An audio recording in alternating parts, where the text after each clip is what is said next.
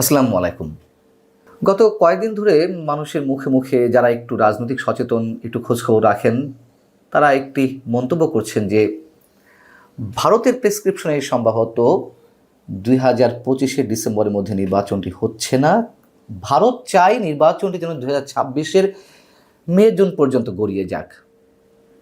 বিষয়টি কি? ব্যাখ্যা তো অবশ্যই আছে।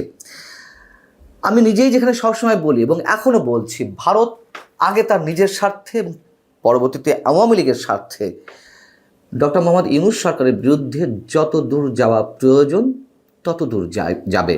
কিন্তু তাহলে যেখানে দ্রুত নির্বাচনের দাবি তোলা হচ্ছে সব জায়গা থেকে, ডক্টর মোহাম্মদ ইউনূস কেন ডিসেম্বরের মধ্যে নির্বাচন দিতে চাইছেন না? এটা তো পরিষ্কার। তিনি টেনে টুনে ২০২৬-এর জুন পর্যন্ত সবসময় কথা বলছেন যে এর মধ্যে নির্বাচন হবে।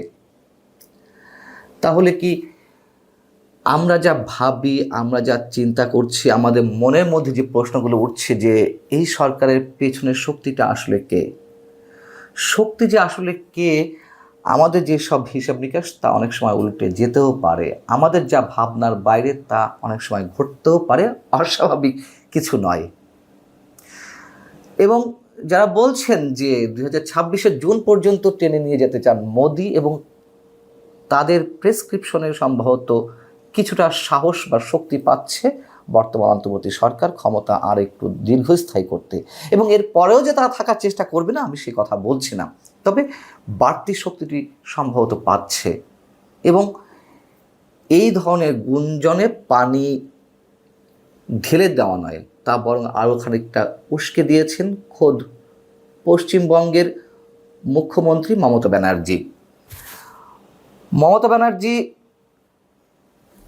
গত বুধবার যে বক্তব্য দিয়েছেন ভারতের ওয়াকফ বিল নিয়ে, আপনারা জানেন যে সেখানে এক ধরনের সাম্প্রতিক দাঙ্গাই সৃষ্টি হয়েছে, সহিংসতার সৃষ্টি হয়েছে, এবং সেটির জন্য দোষ চাপিয়ে দেওয়ার চেষ্টা হচ্ছে মমতা ব্যানার্জির উপরে ভারতের কেন্দ্রীয় সরকারের পক্ষ থেকে। ভারতের স্বরাষ্ট্রমন্ত্রী অমিত শাহ থেকে শুরু করে বিজেপির যারা নেতা আছেন তারা এই সহিংসতার জন্য মমতা ব্যানার্জির উপরে দোষ চাপিয়ে দেওয়ার চেষ্টা করছেন।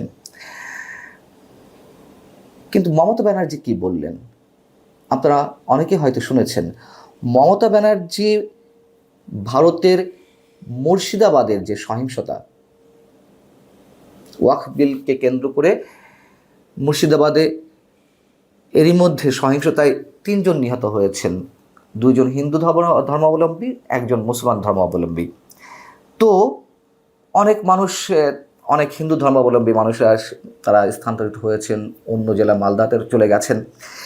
এই পর্যায়ে মমতা ব্যানার্জি যে ভয়ঙ্কর কিছু বিস্ফোরক মন্তব্য করেছেন তা হচ্ছে এরকম যে আমাদের প্রধান উপদেষ্টাকে ইঙ্গিত করে নরেন্দ্র মোদীর উদ্দেশ্যে বলছেন যে ইউনূসের সঙ্গে গোপনে মিটিং করেছেন, চুক্তি করেছেন, করুন, তাতে দেশের ভালো হলে আমার কিছু বলার নেই।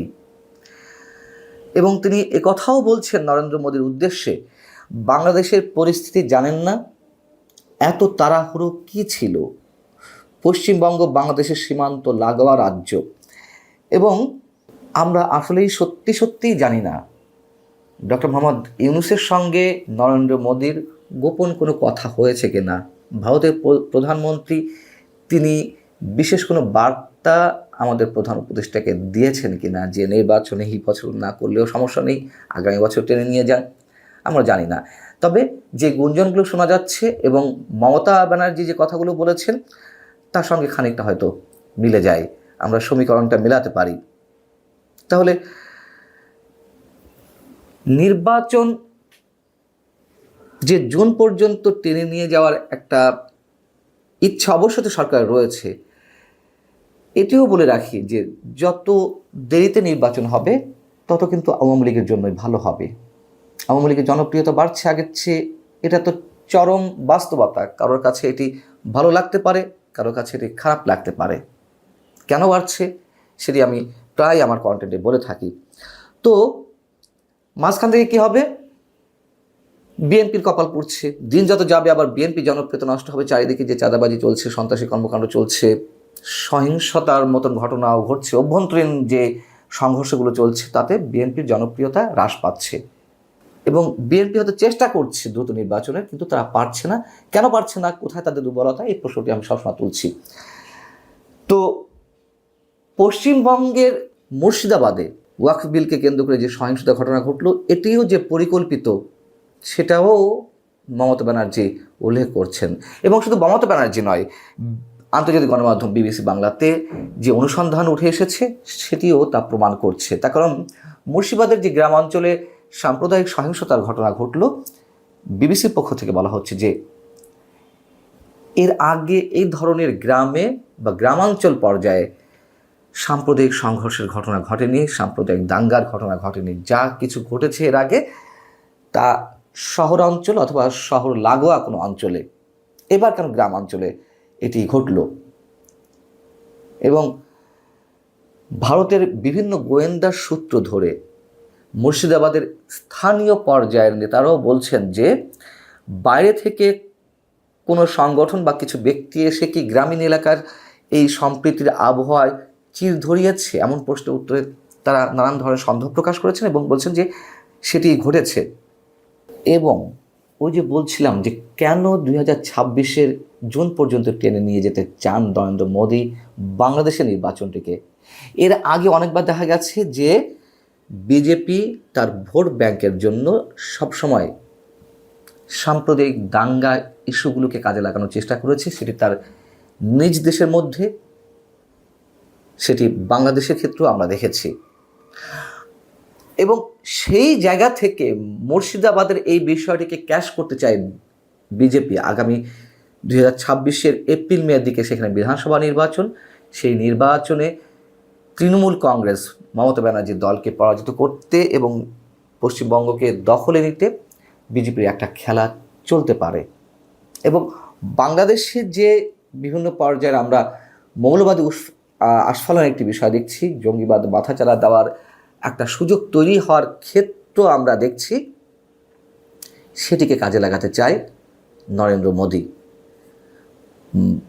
তারা এক ঢিলে দুই পাখি, এটিকে ইউজ করে পশ্চিমবঙ্গের নির্বাচনের বৈতরণী তারা পার হতে চায়, আবার এটিকে আন্তর্জাতিক পর্যায়ে নিয়ে গিয়ে তারা তাদের পরিকল্পনা বা তা যেটি চায়, যেহেতু আমি বারবার বলি তাদের যে সীমান্ত রয়েছে বাংলাদেশের সঙ্গে, সেটিকে তারা কোনো অবস্থাতে অরক্ষিত রাখতে চায় না। সেই জায়গা থেকে তারা এটিকে কেন্দ্র করে যতটুকু যা করা করবে, এটি হচ্ছে বাস্তবতা। এখন আসলে খেলা কোন দিক দিয়ে চলছে আমরা ডেফিনেট করে বলতে পারি না, তবে অনেক কিছুই ধীরে ধীরে আমাদের সামনে স্পষ্ট হয় যা আমরা কখনোই কল্পনাও করতে পারি না। এখন যেহেতু এটি গুঞ্জনের মধ্যে রয়েছে, ভারতেরও একটি প্রেসক্রিপশন থাকতে পারে 2026-এর জুনের মধ্যে নির্বাচনটি নিয়ে যেতে, সেটিতে আমাদের অন্তর্বর্তী সরকার উৎসাহিত বোধ করতে পারে। আবার হাসনাত আবদুল্লাহ, জাতীয় নাগরিক পার্টির ন্যূনতম নেতা, সাবেক সমন্বয়ক, তিনি তার ফেসবুক স্ট্যাটাস দিয়েছেন একটি বৃহস্পতিবার। সেটি হচ্ছে রয়ের স্টেশন হেডের সঙ্গে মিটিং করে তাদের প্রেসক্রিপশন নিয়ে এসে বাংলাদেশে রাজনীতি চলবে না। রয়ের স্টেশন হেডের সঙ্গে কারা দেখা করেছেন সেটিও আমরা জানি না, তবে খেলা তো কিছু একটা চলছে।